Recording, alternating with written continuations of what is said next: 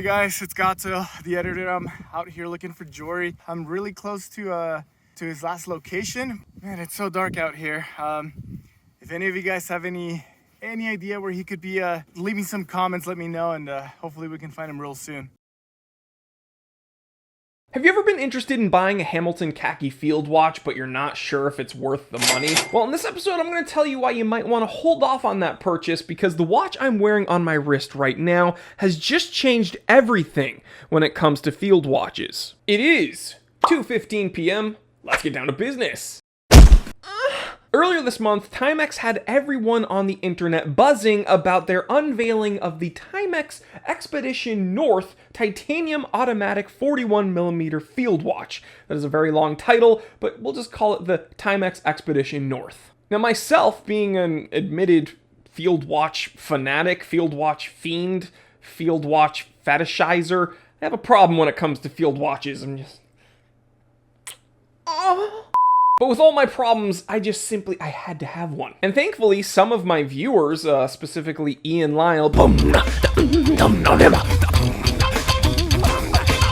wrote to Timex on their Instagram account, and Timex listened, and they were like, you're right, he should have one. And Timex sent me this watch with a handwritten note. Now, right off the bat, when you look at this watch, it is a pretty traditional field watch layout. I mean, dark dial, really nice Arabics. The only thing that makes it kind of not traditionally field watchy is that it has a date complication and some integrated crown guards. But still, right off the bat, when you look at it, it's like, yes, field watch. But those crown guards and date complication, those aren't the only things that really sets this apart from other field watches. We really need to look at the specs and the sub $350 price tag. This watch has a diameter of 41 millimeters. The lug to lug is 49.9 millimeters, so just under 50. The case thickness is 12.5 millimeters, titanium case and buckle. It's bead blasted, again, with a sapphire crystal, a 200 meter water resistance rating with a threaded crown, 20 millimeter lugs, and a Miyota movement automatic, showing off everything with that display case back. So again, the key points: automatic, titanium case, sapphire crystal, shock resistance, threaded crown, 200 meter water resistance rating, under $350. Nuts. This watch does feel like freakishly light on the wrist. It doesn't feel cheap. It doesn't feel like it's a toy. It just feels like it's much more wearable than essentially a 50 millimeter lug to lug watch should feel. It is incredible. And before we get into the pros and cons, I can tell you that, like, the worst part about this watch is the strap. And still, the strap is like worlds better than anything Seiko has ever given us. So if that's the weakest point, this watch is looking pretty good. But let's jump into the pros and cons. First pro: crazy functionality for the money. I already listed it in the spec sheet, guys. I don't need to keep going over it. But the fact that this has a sapphire crystal, titanium case and buckle, 200 meter water resistance rating, threaded crown, automatic, for under $350, it kicks the crap out of Hamilton, and I'm not sure why anyone would even buy one anymore. It makes me want to get rid of mine. Next pro: the Lume is incredible. The textured dial and bead blasted titanium case makes this watch look so tough. I absolutely love it. It's understated, but just, dude, it is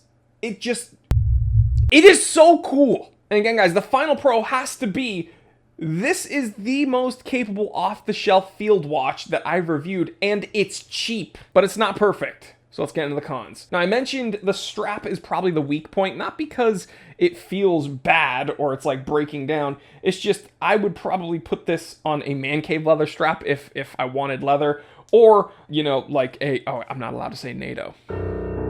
A nylon strap. Don't sue me. Next con: there was like a missed opportunity with no drilled lugs. They should have put drilled lugs on this for sure. The crown looks like it was supposed to be lumed, and it looks like it was supposed to glow, but it doesn't glow, so that's a missed opportunity. They could have done a dark date wheel. That would have been nice. It would have made the date window look a little bit less conspicuous, and then it might wear a bit larger with that almost 50 millimeter lug to lug for people that have smaller wrists. The final con doesn't bother me, but I think that this could be something people comment on. I don't even know if the mic's picking it up. I doubt it, but the rotor is a bit loud. It sounds like my Alpinist, and the Alpinist rotor, they're like notoriously loud. So it doesn't sound bad like it's grinding or anything, but that's just, I thought I'd bring it up. All in all, this thing kicks the crap out of the Hamilton Khaki Field Watch. And to get a titanium Hamilton Khaki Field Watch, you are paying $995, and you can't even wear that one in the rain. This one is titanium, automatic, sapphire crystal, great lume, date complication, threaded crown, 200 meter water resistance rating with a display case back for just under $350. You do the math. Just do yourself a favor, guys, okay? Sell your Hamilton, buy this Expedition North, take that money. There's a lot of things you could buy. And there you have it, guys. This is why I absolutely love this watch, and I think this just absolutely changed the landscape. It changed the field when it comes to field watches. But let me know what you think and leave me that comment. Also, check out this episode that my editor did. This is also water resistant, although it doesn't quite say how much, so I'm gonna assume that it's pretty safe if you want to take a shower with it, or maybe go swimming with it, and it'll be totally fine. Go ahead, leave him a mean comment and tell him that, tell him who the real one is. Tell him T3. T3's in charge. Look at me, sure. Look at me, sure. I'm the captain now. All right, guys, I'll catch you on the next one. Stay happy, stay healthy, stay blessed. I'm Jory Goodman, the Time Telling. Always remember, I didn't invent time. I just tell it.